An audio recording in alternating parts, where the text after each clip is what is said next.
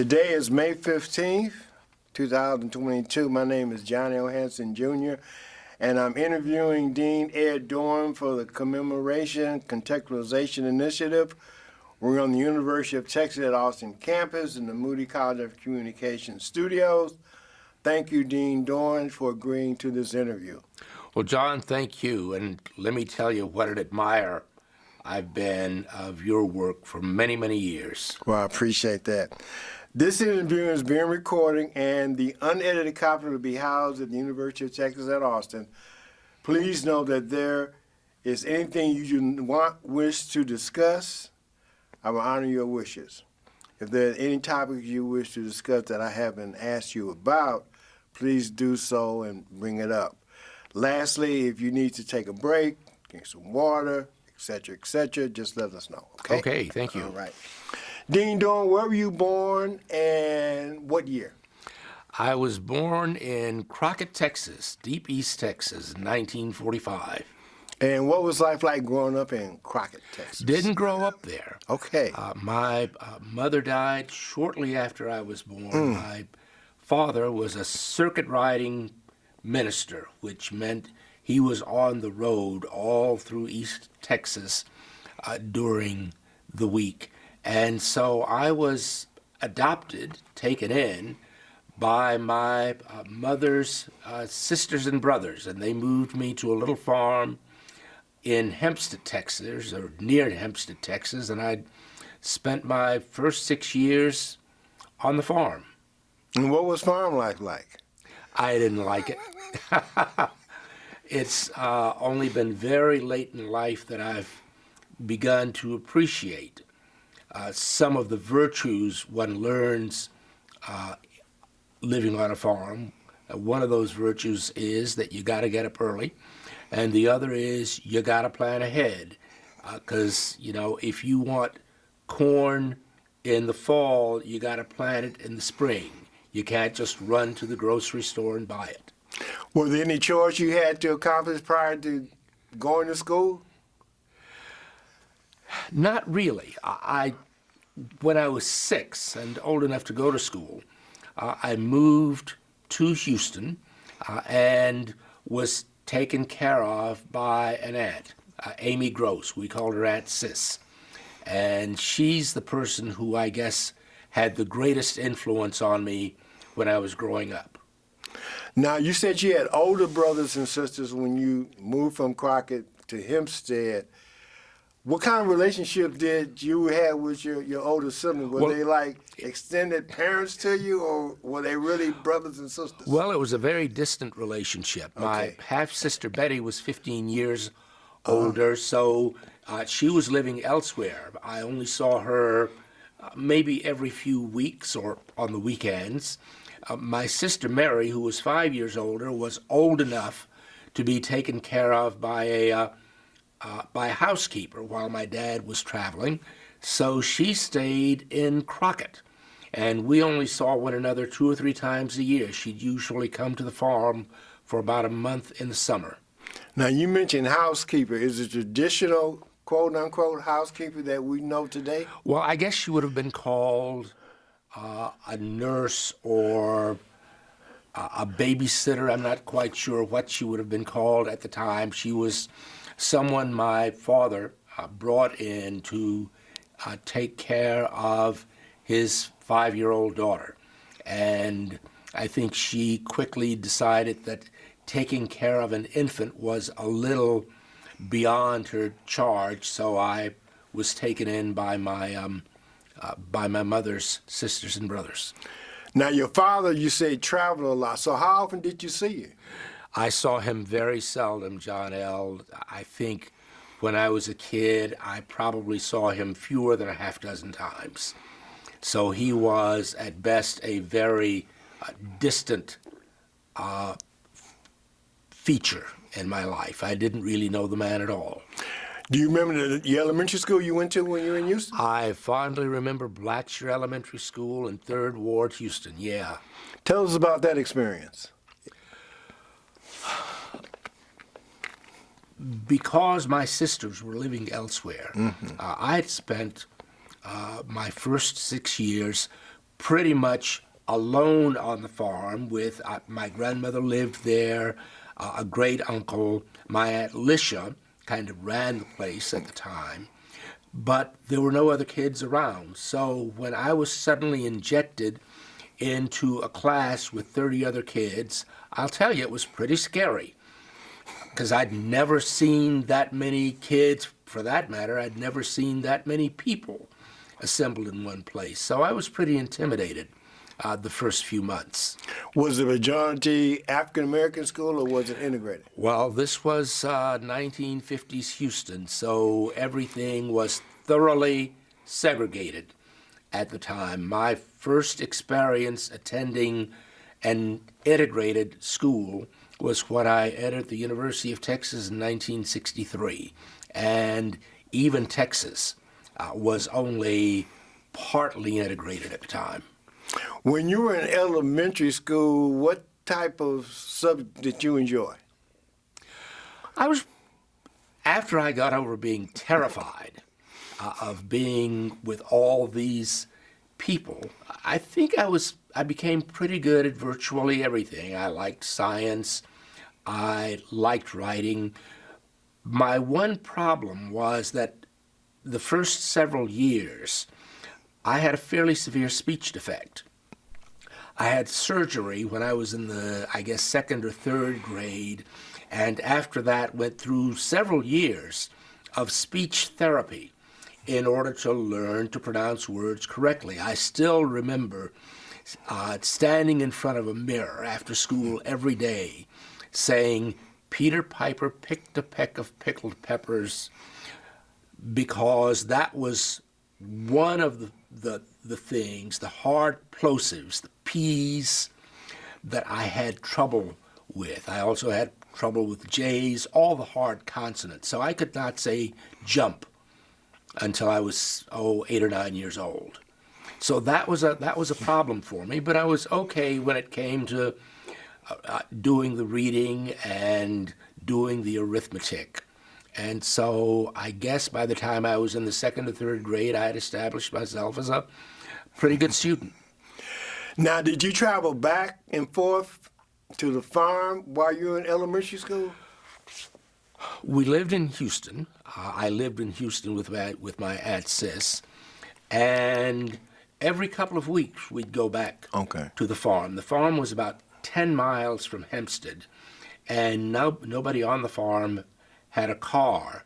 So it was my Aunt Sis who would go down to the farm, and we would go into town on Saturdays and buy all the groceries that we needed for the next couple of weeks.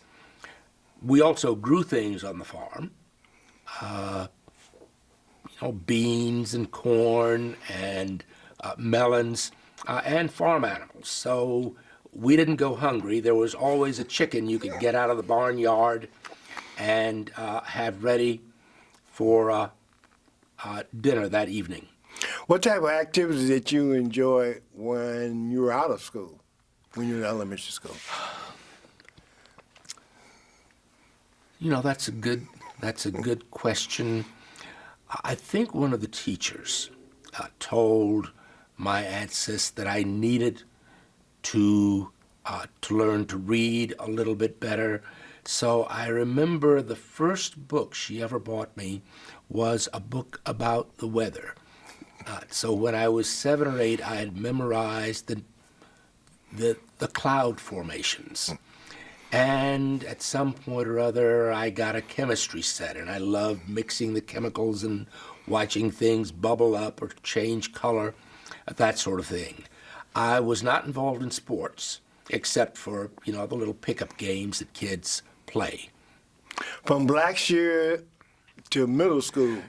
From Blackshear Elementary to William E. Miller Junior High School, and then on to Jack Yates High School. Tell us about your experience at Jack Yates. At Jack Yates, I joined ROTC, and I guess it was, remember, this was a segregated environment. Nobody in my school, in my family, had ever gone to school beyond high school. So one of the things I was trying to do was figure out, what am I going to do after these 3 years at Jack Yates? And so I enrolled in ROTC because I thought at minimum that would give me a leg up if I enlisted in the Army. Turned out that I was able to go to college, and I still didn't know what I was going to do after college, so I enrolled in ROTC here at the University of Texas and wound up getting a commission.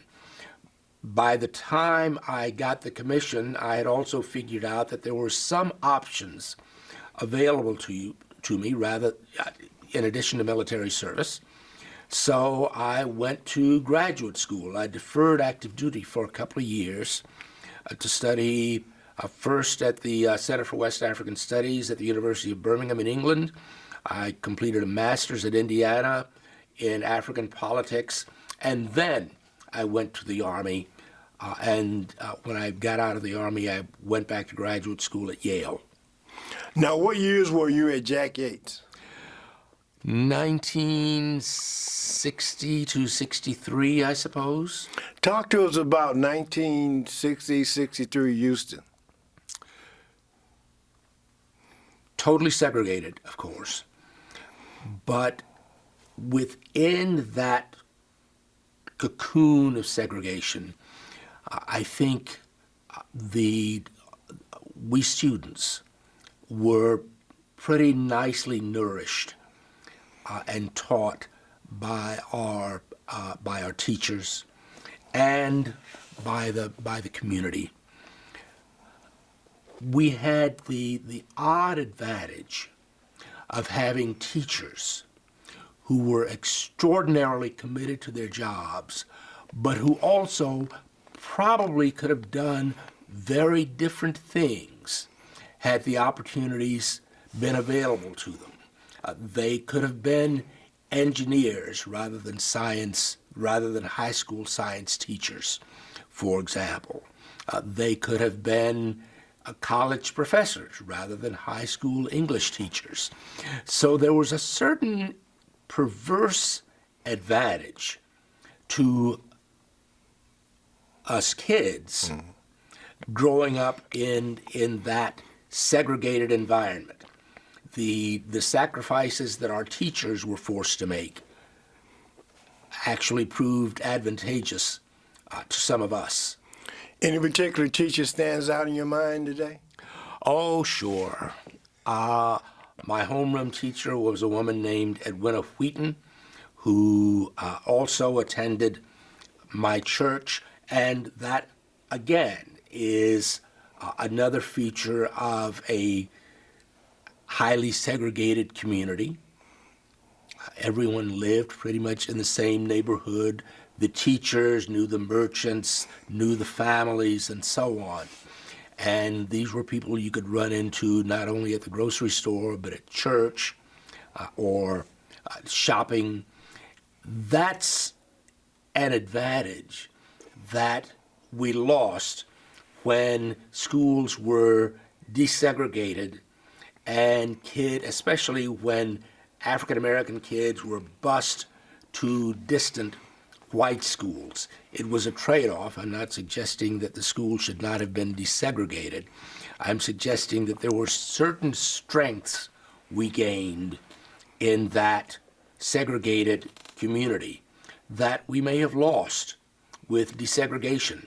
Certainly a lot of the businesses, the restaurants, the clothing shops, and so on, that were owned by black business people that catered to black business people, they lost a lot of business when it became possible for African Americans to go to white restaurants and white movie theaters and so on.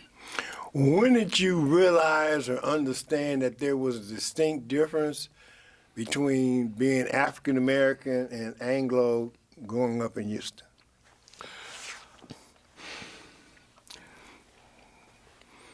I was first exposed to racism and discrimination when I was maybe a 5 or 6 year old kid.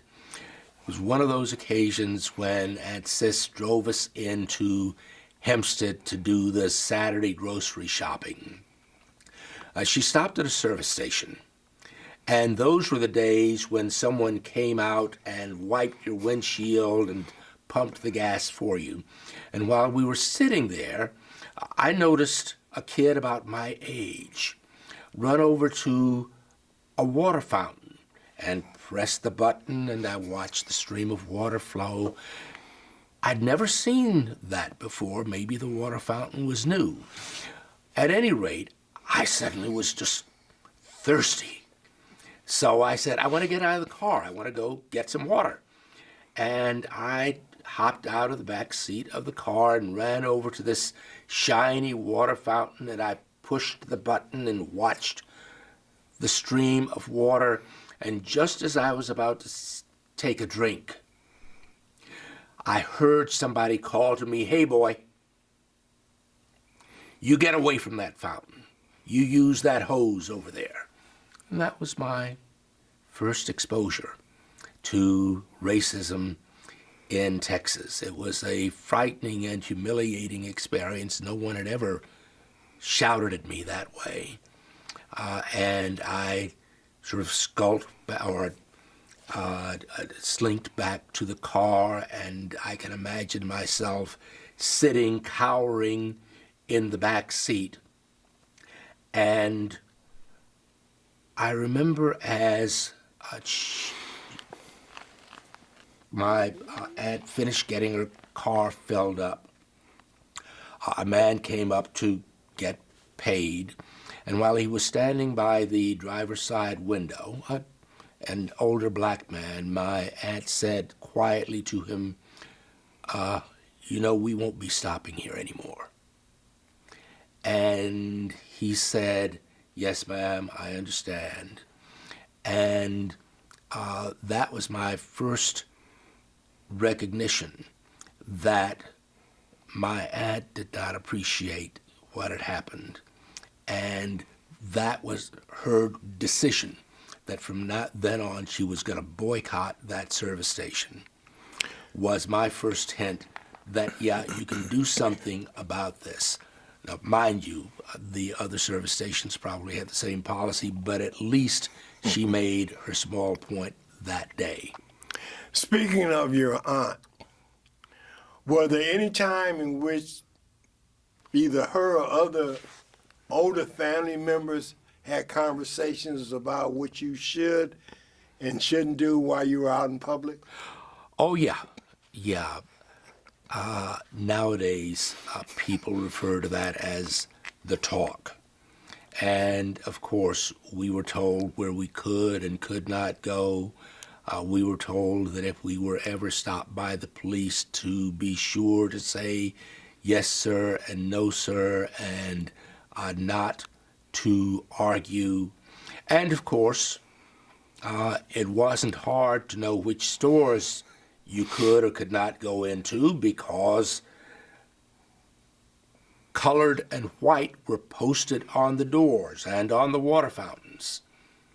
So yeah, pretty early on, you pretty much understood what the limits of your world were. Now, when you saw those signs, were the signs indicating what doors you could go in? Depends. There were small stores. Little cafes, for example. And on the front door, there was a sign that said whites only. And sometimes there was a sign saying colored with an arrow pointing to another door around the side. So the people who ran the state of Texas and who ran business in the state of Texas had pretty clear, constant reminders of what you could do and what you couldn't do in Texas. Now, let me get this clear. You were one of the first in your family to have education beyond high school. That's correct. Now, when you were at Jack Yates, what type of conversations did they have with you and other students about attending post high school education?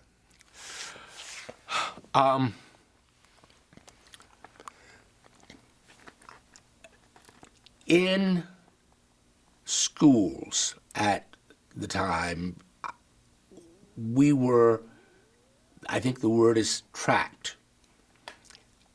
So I was in a class with, I guess, the higher achieving students.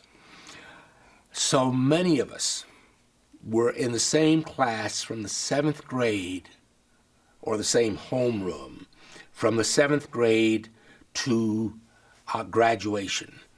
And so it was a natural thing. Most of the kids in So those, this started in junior high. that started in junior high, yes. Okay. At Miller Junior High School, I pretty quickly, I wasn't quick, I became aware over time that my class included some of the kids who were getting the best grades, the best standardized test scores, and we were tracked together through 7th, 8th, 9th, and on through our senior year of high school. And I would guess that most of the kids in that class went on to college. This was also the class that had lots of professional parents, the doctors, the teachers, and so on. Obviously, my parents were not So as- how did you fit into that? well, that not scenario? very comfortably. I became kind of aware of class and status in the black community. Lots of my friends who had middle class parents joined the Jack and Jill Club.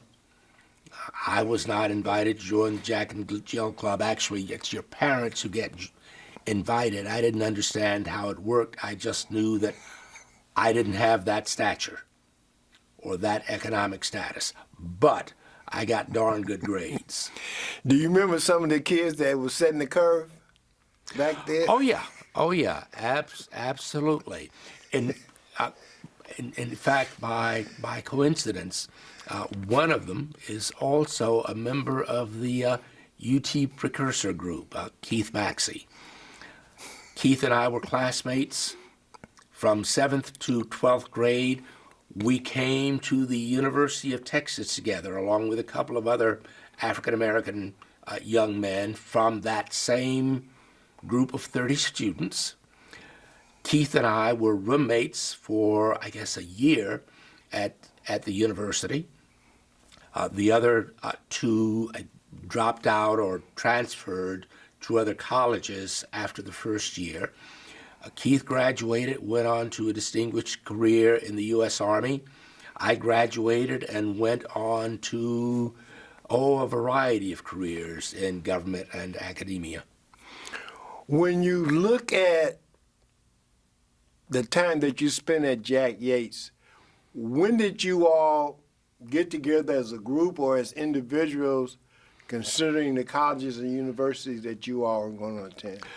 Or at least apply to? Yeah. Well, there were several counselors, high school counselors, and a woman named Goldie Hartshorn was the woman who advised a lot of us. And I remember sitting in her office looking through colleges, and I recall applying to Howard University, to Fisk, to Morehouse, if I recall correctly, and to the University of Texas. You remember why those Howard Fisk Well, they were and Morehouse? They were high status,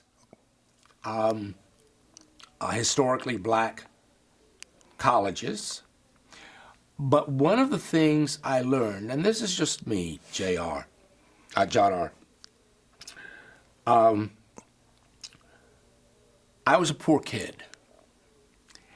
And as I learned more about Howard and Fisk and Morehouse, I got the sense that these are places where status matters. These are the places where I'm going to be expected to join a fraternity, which means having the money to join the fraternity. I chose to go to the University of Texas because it struck me as one of the cheapest of the alternatives, in-state tuition, but also because it was such a big place. I would just be one of 20,000 anonymous students. Nobody would pay attention to whether I was wearing the same pair of jeans 3 or 4 times a week. Certainly nobody would approach me as I expected to be approached at, say, a place like Morehouse and told that gentlemen wear coat and tie, because I only had one coat and tie. So I came here not because I regarded it as the best place for me academically, but because I regarded it as a place where I didn't have to meet certain status expectations. When you received that, and I'm making an assumption, that acceptance letter from UT, how did it make you feel? I frankly don't recall. I don't believe, this was 1963. At the time, UT was not a highly selective school. It wasn't quite open enrollment, but I had the sense that most folks who applied to UT got in. I had fairly good standardized test scores and, of course, good grades. So I'm not sure I was ever much in doubt about whether I could go to the college, go to the University of Texas.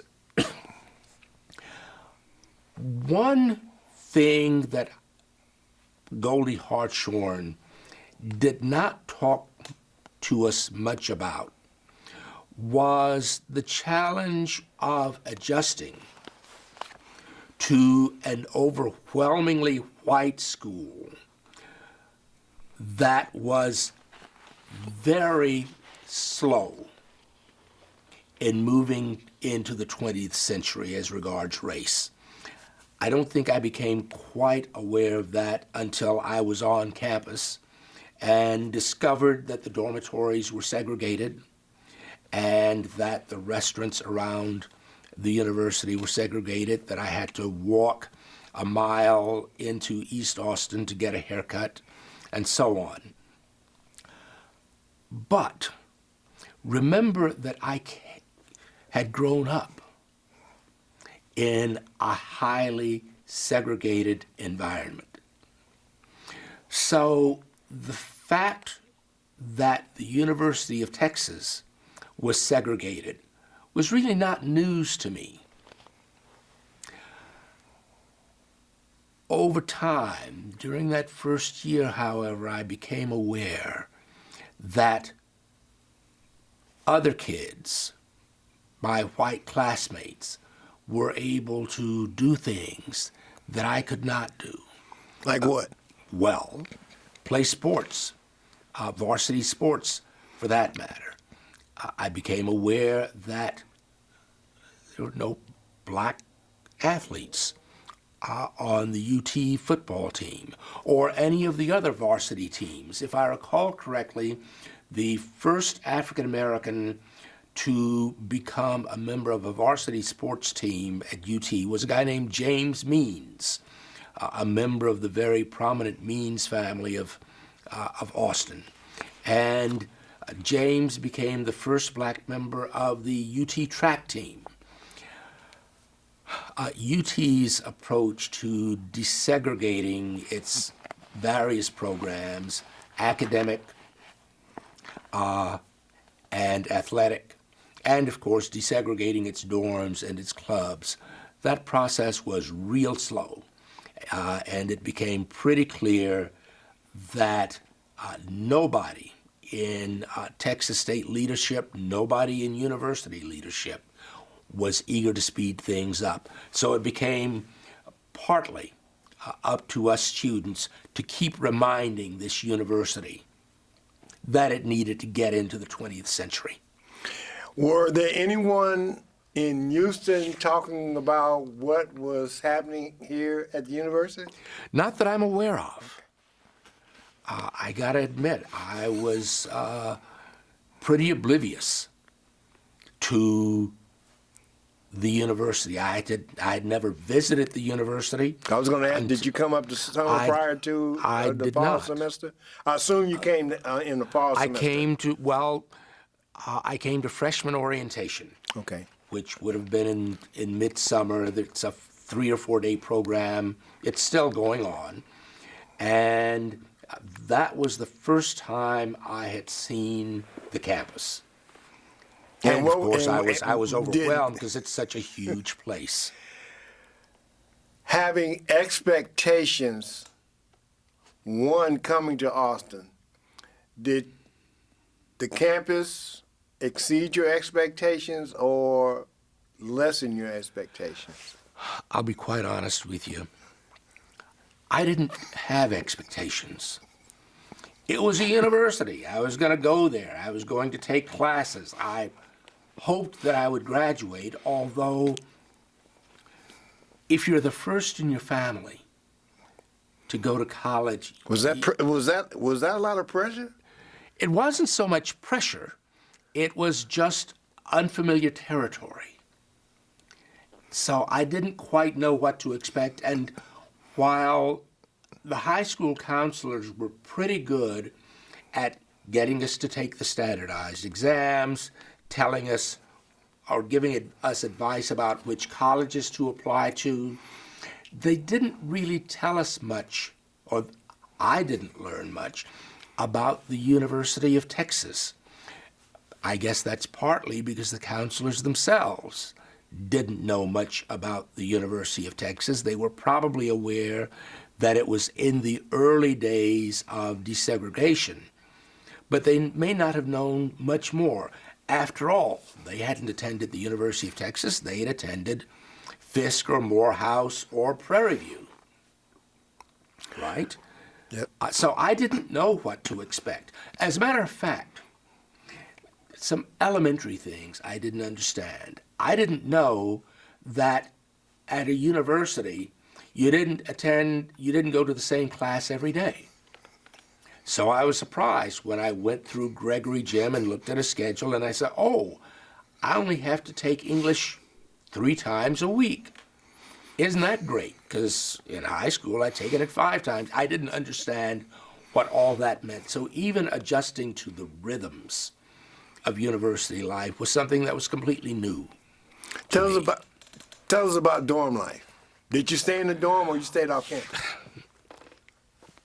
As it was slow with other things, the university was pretty slow in desegregating the dorms. I arrived, the first African-American undergraduates were admitted in 1956. We arrived 7 years later, 1963. And the dorms were still essentially segregated. But I believe that year was the first time, previously, a few dozen African-American men were sent to live in old World War II barracks, dilapidating facilities on campus. A couple of dozen African-American women lived in Whitus and Almetris co-ops on Whitus Street. The woman who ran Almetris Co-op, Almetris Dorn, had a dormitory named after her on this campus a few years ago. Most other African Americans lived off campus in rooming houses or in rooms rented to them by black homeowners in East Austin. In 1963, it appears, the university began to assign African American students to the regular dormitories. So the 4 of us who came up from Jack Yates, the four men, young men. You have their names? Yes. Okay. I mentioned one, Keith Maxey. The Right, other Mr. Maxey. another was Ollie Harris, and another was French Stone. Okay, go ahead. I'm sorry. We were assigned to two rooms right next door to one another in Brackenridge Dormitory on the third floor, if I recall correctly. And there were a couple of other African American pairs of roommates on other floors. And there were a few white students. So the university began desegregating the dormitories. It was not yet ready to desegregate the rooms. So the four of us lived in two-person rooms right next door to one another in Brackenridge. The women were not quite so fortunate. If they could not live in those two co-ops, they had to live off campus.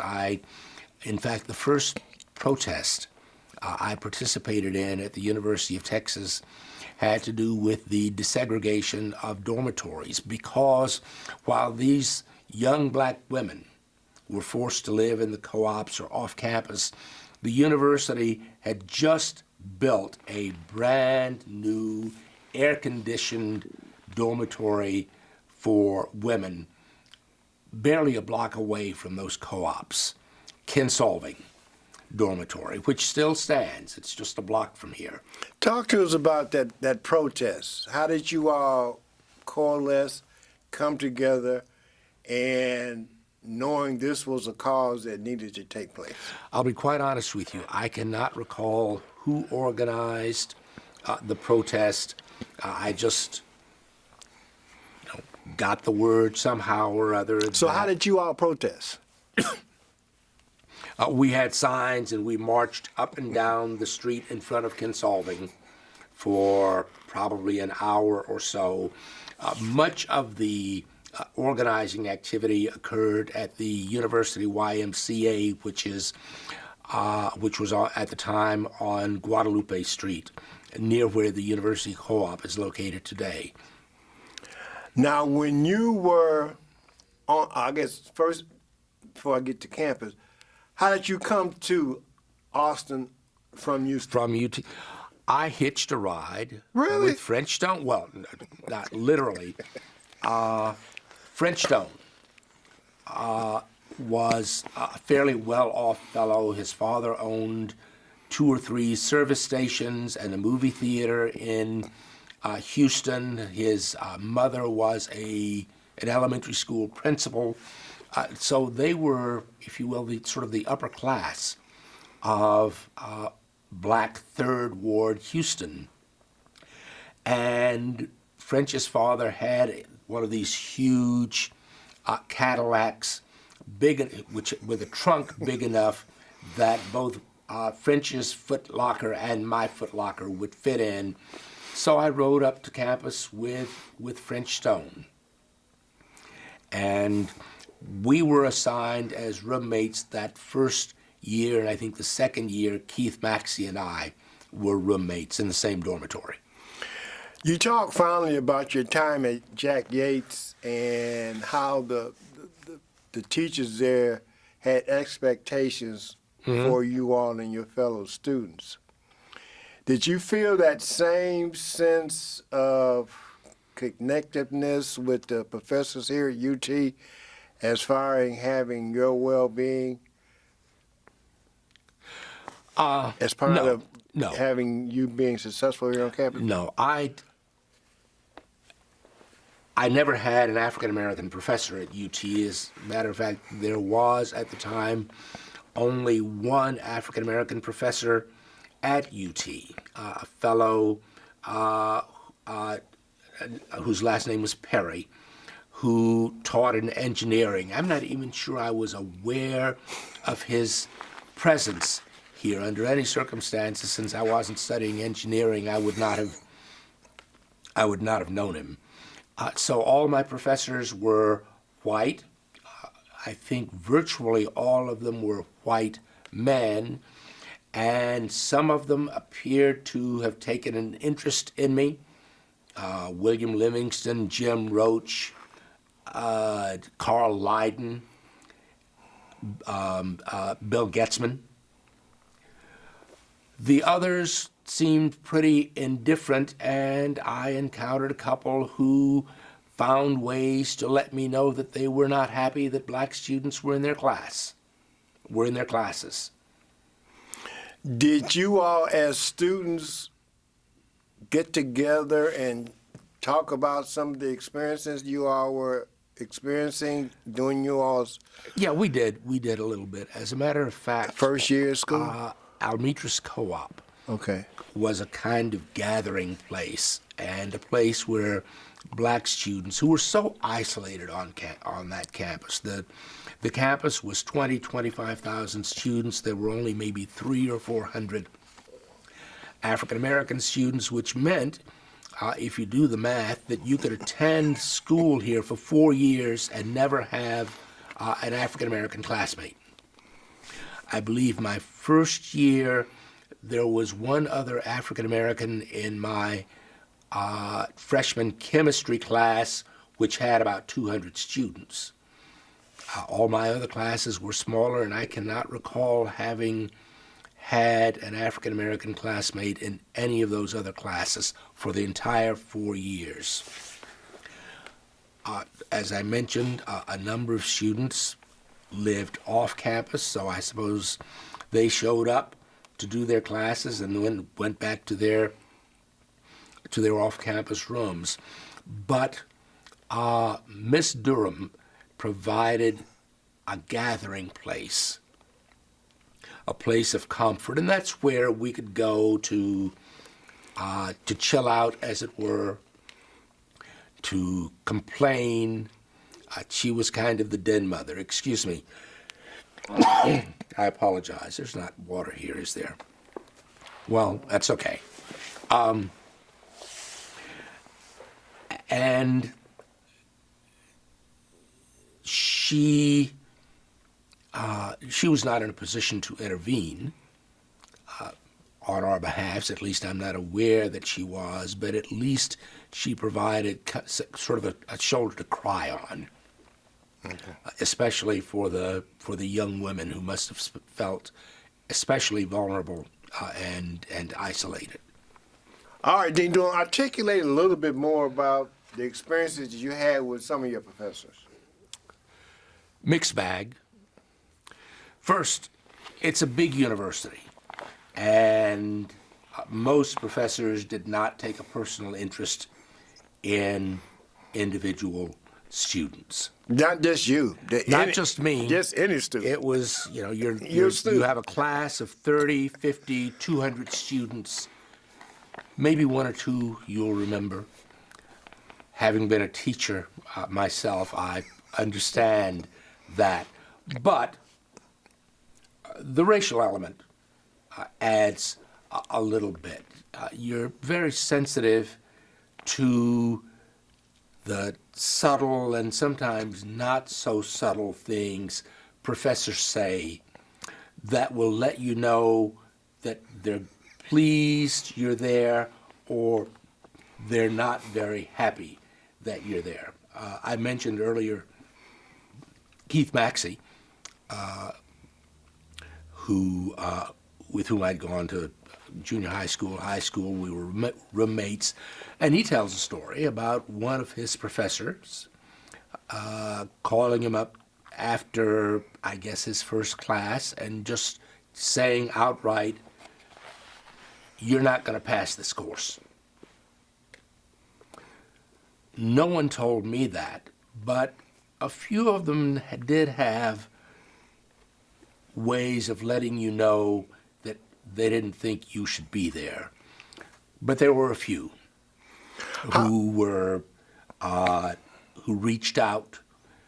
They never talked about race. They simply identified me as a promising student. Without them, people like Bill Livingston and Jim Roach and Carl Lydon and Bill Getzman, I probably would not have been recommended for the fellowships that I received that allowed me to go to graduate school.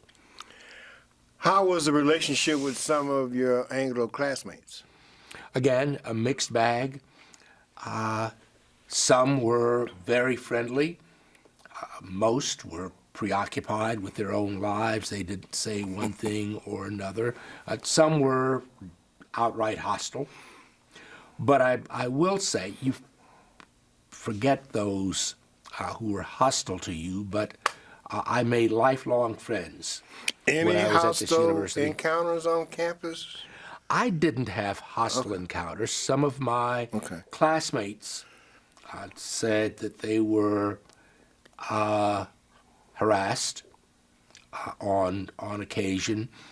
That was especially so if you were a black student and you wandered onto Fraternity Row on a weekend when the fraternity brothers, the white fraternity brothers, were getting a little bit rowdy and letting their Inebriated? yeah, drunk, rowdy, racist, some of them, and they let you know all of that. I guess the next question is, did you ever feel unsafe on campus? I never felt unsafe on campus. Around campus? Well, around campus, not really. Again, this is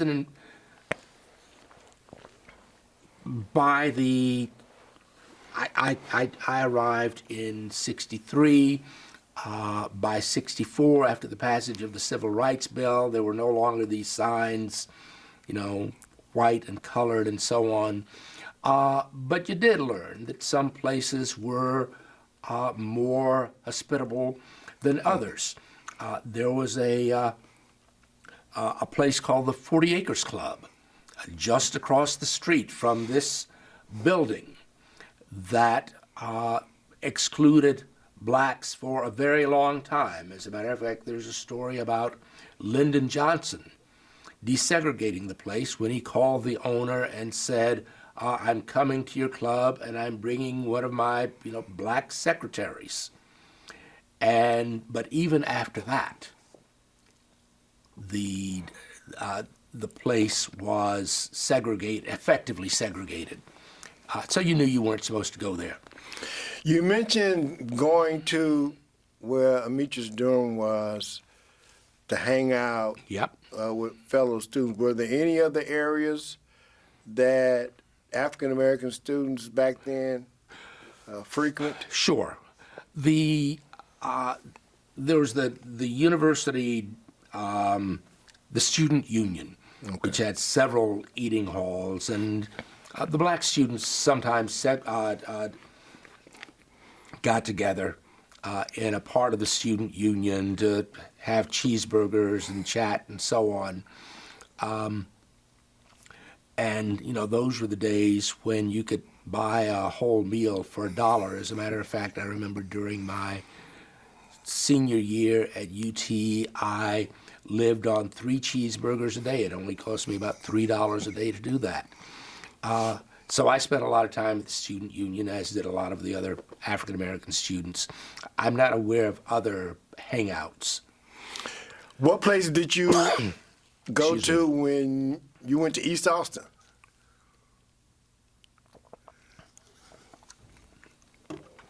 There were places in East Austin where you could eat, but that required walking over to East Austin, something that I just didn't want to do very often because,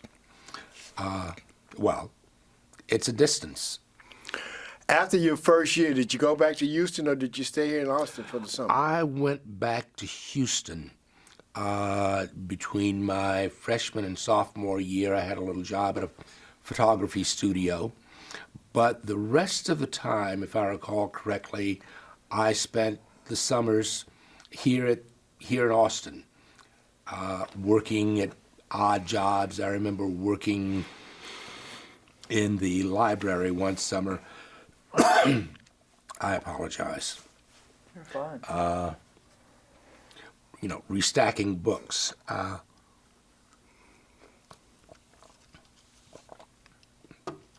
I think I was part of a student survey team one summer interviewing families in East Austin.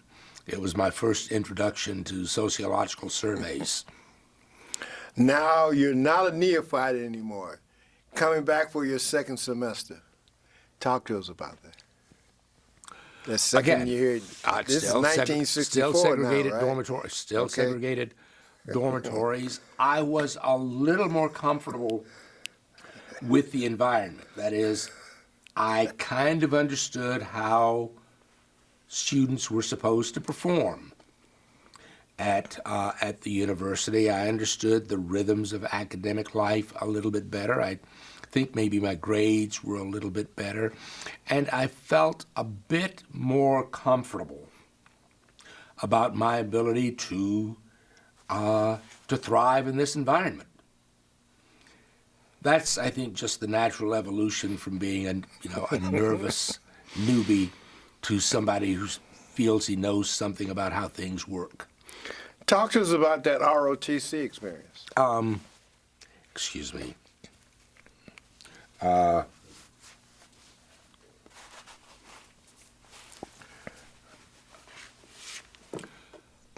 went through ROTC because I didn't know what I wanted to do, what I could do. When I graduated from college, I thought I would graduate, and the Army had already established itself as a leading institution in terms of desegregation. It was not perfect, but it was way ahead of other institutions, certainly well ahead of the corporate world and ahead of the university world in terms of employing African Americans and elevating them to leadership positions.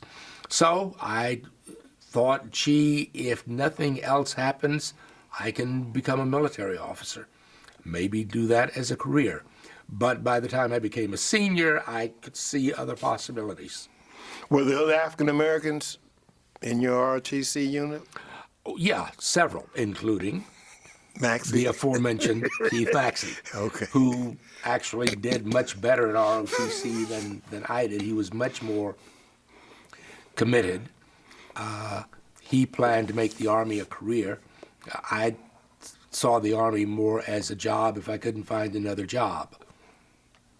So he was very successful. I discovered a way to build a career outside the military, so I did. Once you graduated from UT, you went where? I was very fortunate, again, thanks to those supportive professors I mentioned to you. I got a Fulbright grant and went to England for a year. That was an eye-opening experience. It was the first time I'd been out of the United States.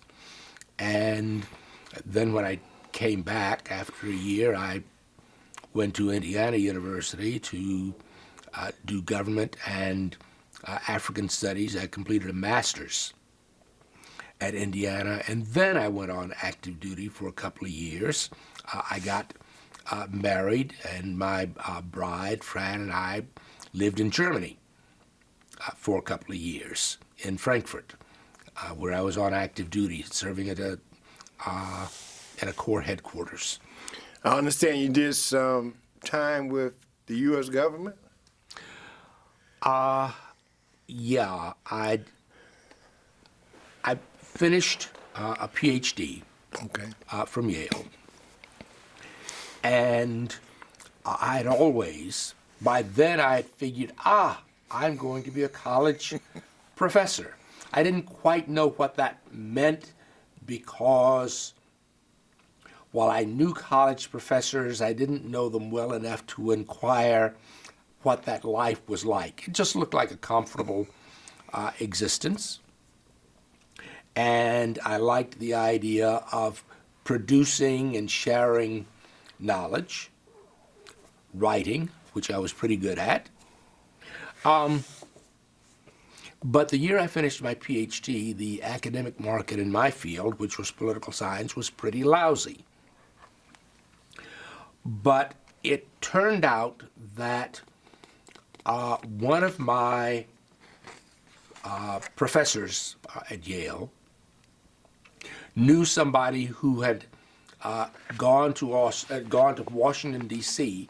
with the new Carter administration. This was 1977. And it was through that connection that I got an interview and later a job with the guy who was then Secretary of Health, Education, and Welfare, a guy named Joe Califano.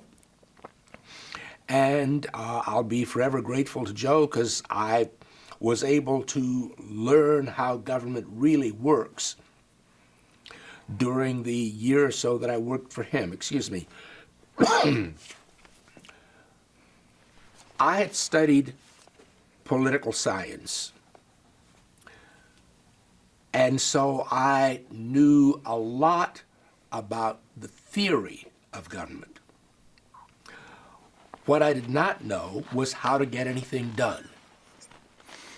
And I spent 4 years during the Carter administration learning how to get stuff done.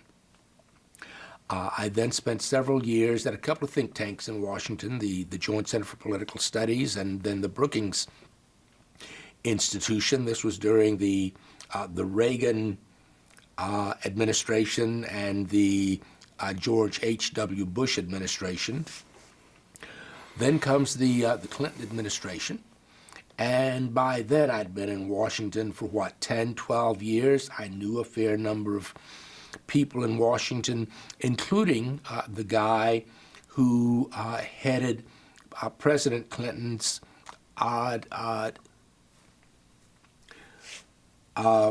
transition team, the civil rights activist and corporate lawyer, Vernon Jordan.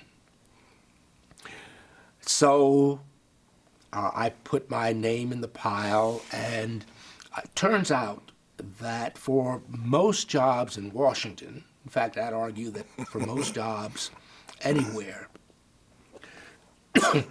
there are dozens, maybe hundreds of qualified applicants. This idea that there's only one person who's ideally suited, that's, nah, it's not like that. There are sometimes people who are uniquely suited for a position, but that's not true of most jobs. It's not true of most university jobs. It's not true of most positions in the business world, and it almost certainly is not true of most positions in government. So I was lucky to have an angel or two on the transition team who would keep my resume in play while all the hundreds of other potential assistant secretaries of defense, all their resumes were being sort of tossed aside. So I consider myself very fortunate. Again, I did a decent job. I was capable of doing it, but 100 other people could have done it. They just have done it differently. So I went through the whole confirmation process, including being confirmed by the Senate. A year later, I went to the Senate again to be confirmed for a slightly higher position as Undersecretary of Defense. And I'd spent 4 years in the Clinton administration working at the Pentagon. It was a wonderful position. One thing I didn't ask, and I should have asked it earlier, but I'm going to ask it now. You're Phi Beta Kappa. Yeah. How did that come to be? My guess is it was a combination of grades. I had a pretty high GPA. And probably recommendations from one of my supportive professors. Or from several of my professors. The other question I forgot to ask, and I should have asked it earlier, talk to us about that Fulbright experience. You know, we hear people, obtaining a Fulbright, but what does that entail? For me, it was simply an opportunity to look at obviously an opportunity to learn about a different culture. Who was it? Winston Churchill, who said that the United States and England are two societies united by a different language. An opportunity to learn about a slightly different society. But even more important, it was an opportunity for me to look back at my own country through a different lens.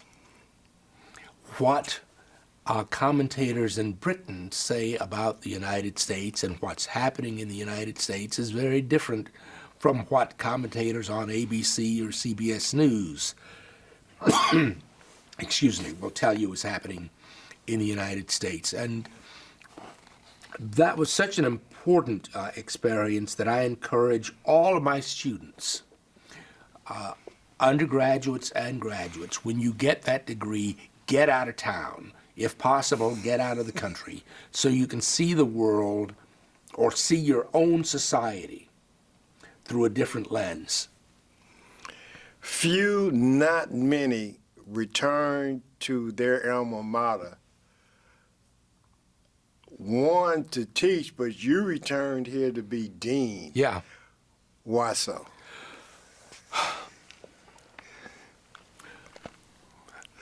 4 years in the Defense Department was a wonderful, wonderful experience. It was also an exhausting experience.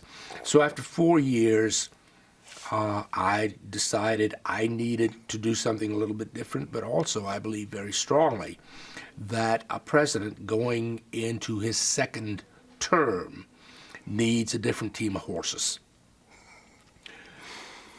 I didn't quite know what I was going to do. Quite honestly, I'd expected that I was going to stay around Washington, go back maybe to the Brookings Institution or the Joint Center, or maybe join the Washington operations component for a major corporation, lobbying, if you will. But I just happened, excuse me,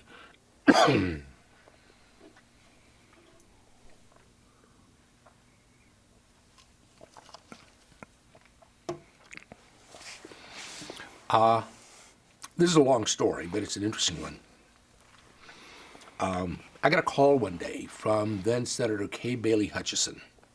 This was when I was working at the Pentagon, and she said, "Do you have any plans to go down to Texas anytime soon?" And it turned out that I'd laid on a visit to Fort Hood and to some bases in San Antonio. And she said, the Army has a contract with UT, and it's been sort of a problem. So I'd like you to stop by and visit with the folks at UT. Kay Bailey is a UT graduate. And see if you can help the university understand why there's this communications gap between them and the Army. And I agreed to do that.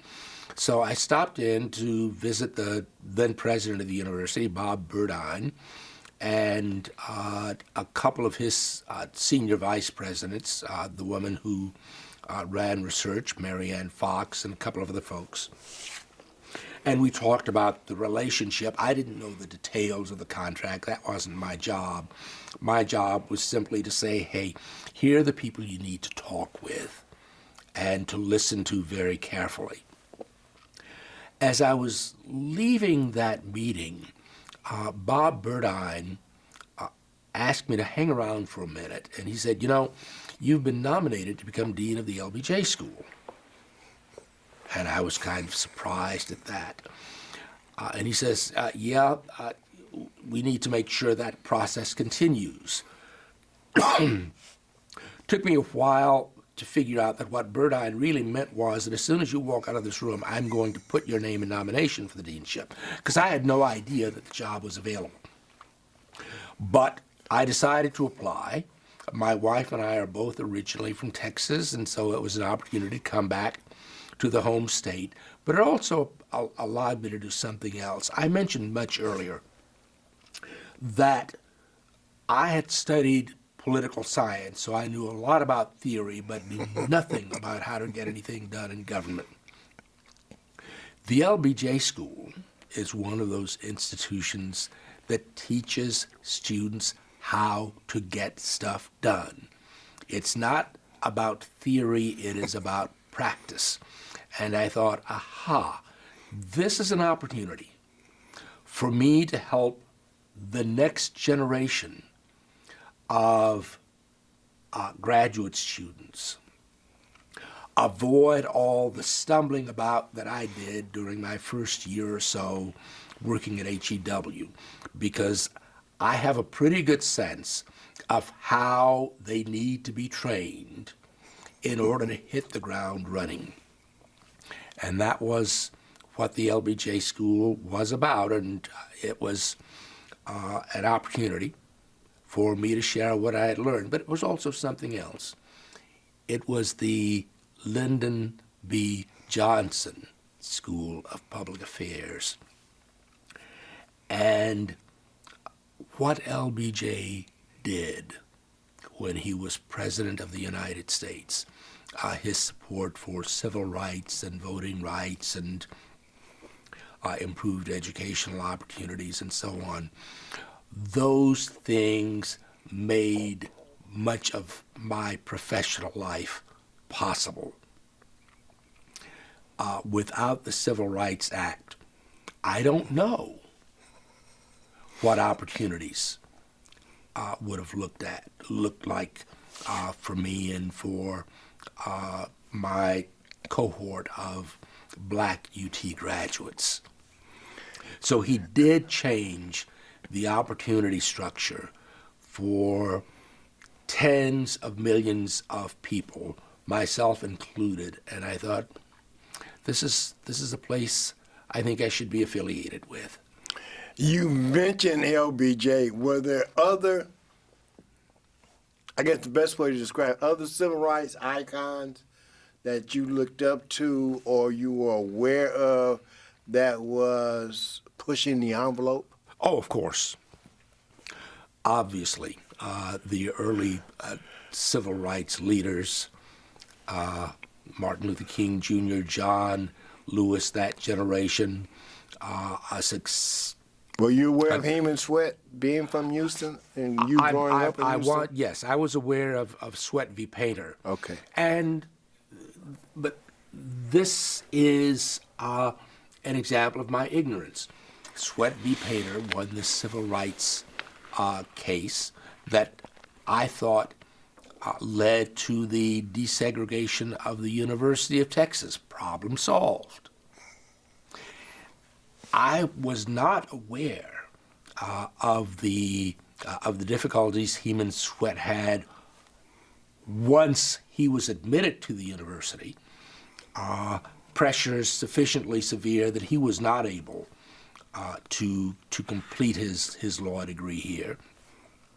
I was not aware that while the law school and the UT's graduate programs had been desegregated as a result of Sweat v. Painter, that its undergraduate program had not been desegregated. So I didn't quite know that the undergraduate part of UT, the part that would affect me, was not desegregated until the late 1950s, 1956.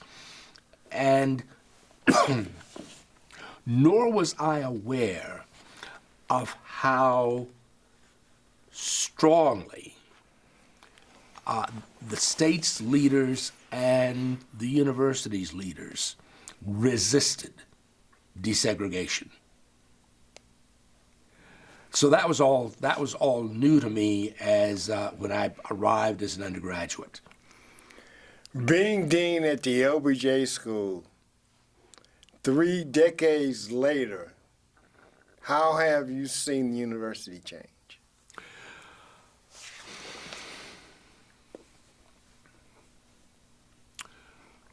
I guess less than I had hoped. There are, I think, still significant problems at the university and in the state for that matter.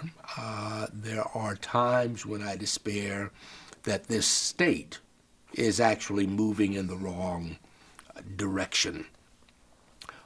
Witness this silly argument over critical race theory, for example, and in fact witness this effort to ban books. I mean, what a stupid, backward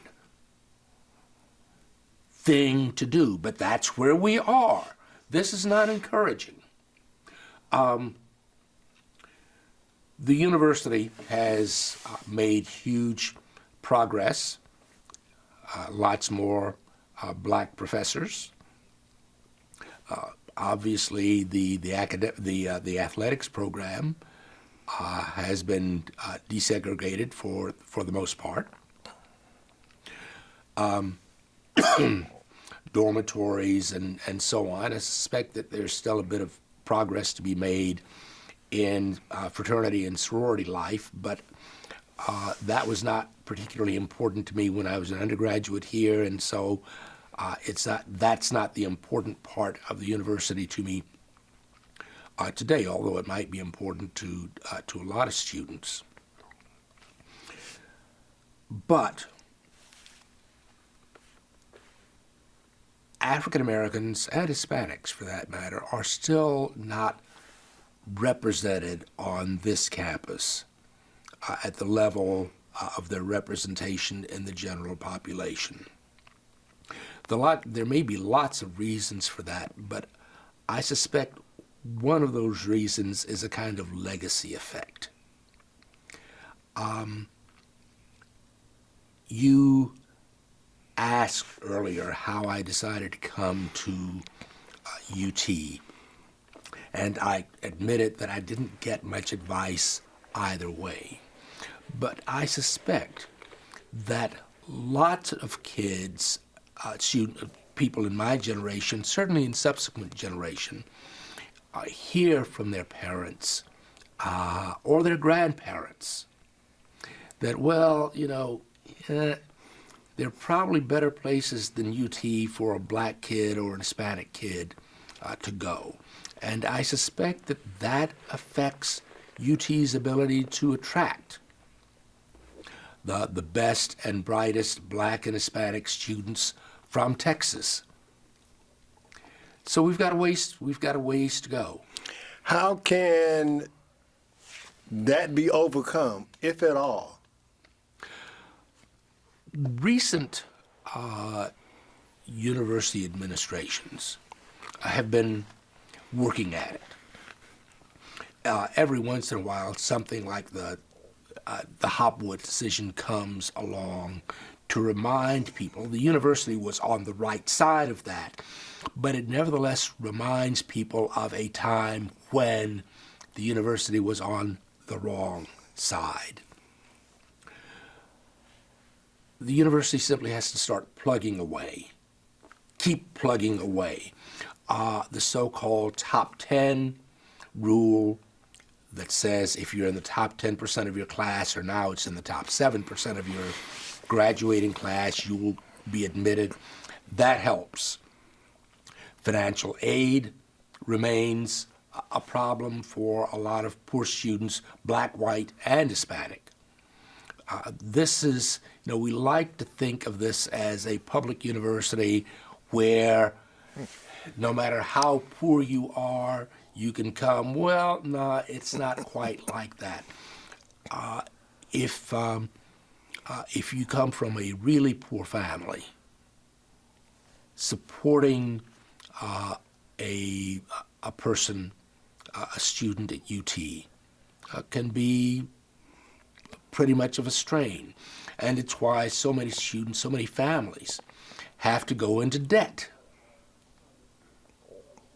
And for some students, for some families, the cost of attending this university, $25,000 a year, including room and board, that's not much.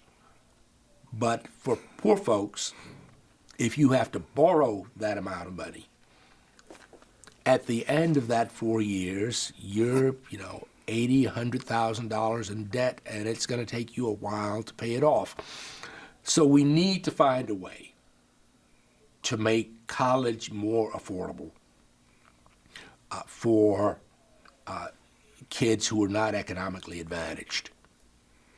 That will help a great deal, but there needs to be just a constant push. There needs to be somebody who visits Jack Yates High School and Phyllis Wheatley High School every year, not to talk to the seniors, it's a little too late, to talk to the sophomores, to begin establishing that relationship that creates a kind of pipeline of students. Establish a program that allows students to visit the university, more students. We already have the beginnings of that. We have a fairly robust diversity and inclusion program at the university. It could be made more robust. A couple more questions, Dean Dorn. Why what we're doing here today is significant and important? I'll let you get the... Yeah, tell them, can they talk someplace else? Well, I think I did not close that door for them. No, but they're talking right outside the door. I think it should be. Can you have them move? Oh yeah, they're leaving.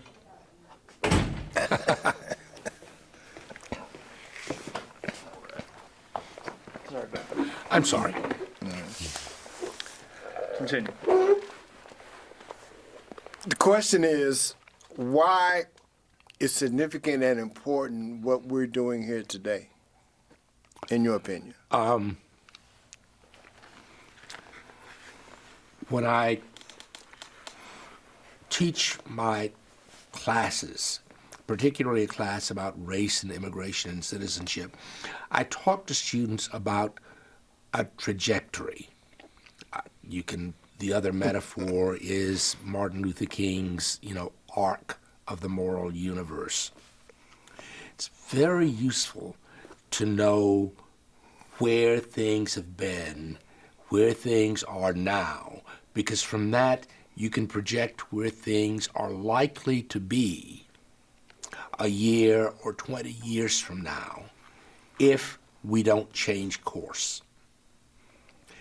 And what this history tells us is that the university's small course corrections, the diversity and inclusion program, for example, may get us a little bit closer to where we want to be.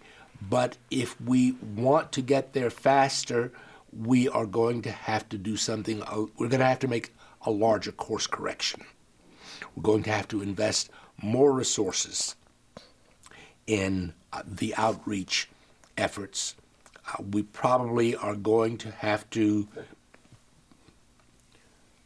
continue to support robustly the kinds of programs that help African American and Hispanic and Asian and Native American students understand their own trajectory, where they've come from, and what part of that course this university has made possible for them, and also, importantly, where this university has failed. Final question, Dean Dorn. I want to take you, to graduation day, but before that, was there any doubt in those 4 years when you were here that you said, you had to exhale or inhale? Yeah. I remember 1963. I started at this university, November of 1963. JFK was assassinated. we did not know then what LBJ was likely to do. And there was a great deal of concern that this Southerner was not going to represent a good course in civil rights. We turned out to be wrong about that. LBJ pushed things much farther, I suspect, than John F. Kennedy would have pushed them. So that was a point at which I began to wonder, not am I going to be okay, but is this society going to move in the right direction? But there was another incident. It was, I believe, that same year, one of my first midterm examinations in chemistry, I got a C, and I was doing very badly in the lab portion of my chemistry course, and I remember calling my Aunt Sis and saying, you know, I don't think I'm going to make it. I think I'm going to flunk out. And all she said was, well, all you can do is your best. And that encouraged me to just persist. After that first year, I pretty much thought I'd make it. And then the next question was, what next? Talk to us about graduation, who attended, and how was that day?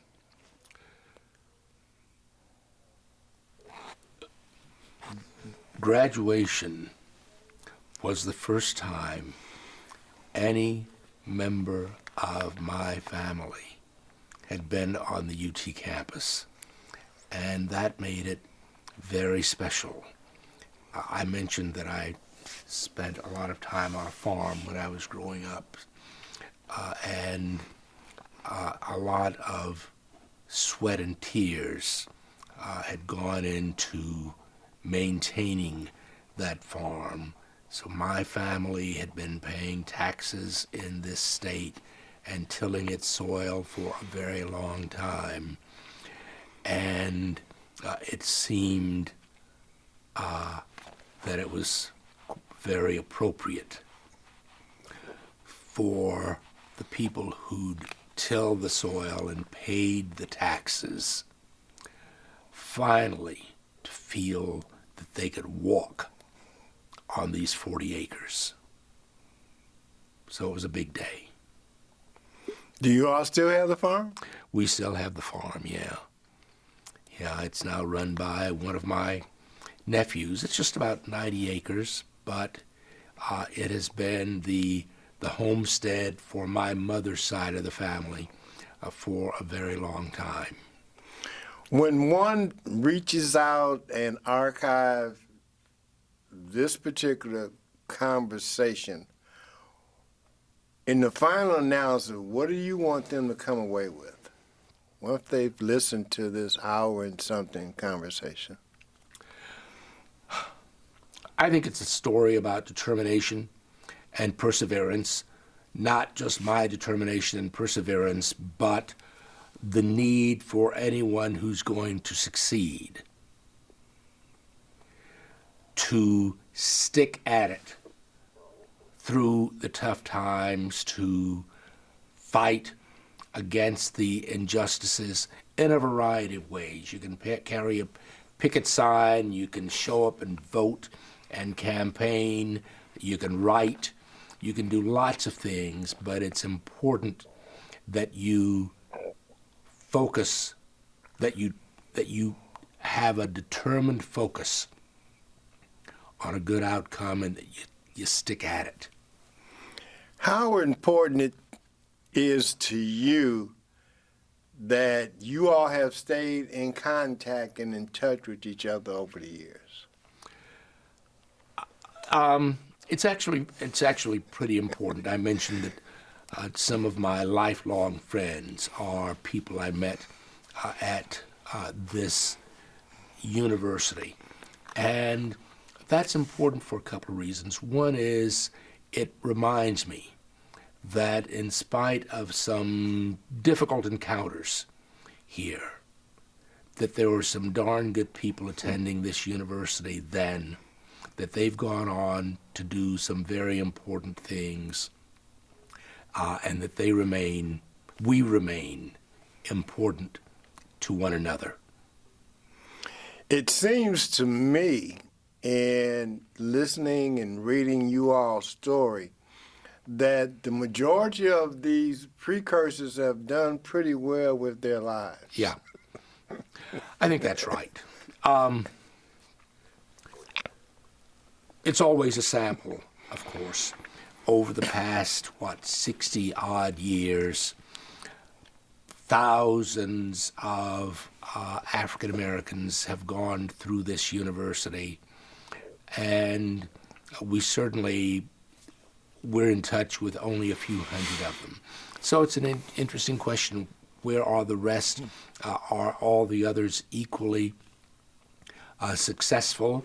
I suspect that a number of African Americans remain very bitter about their experience at the university, and they will share those sentiments with their children and their grandchildren, and that affects our ability to recruit talented young African Americans and Hispanics to the university.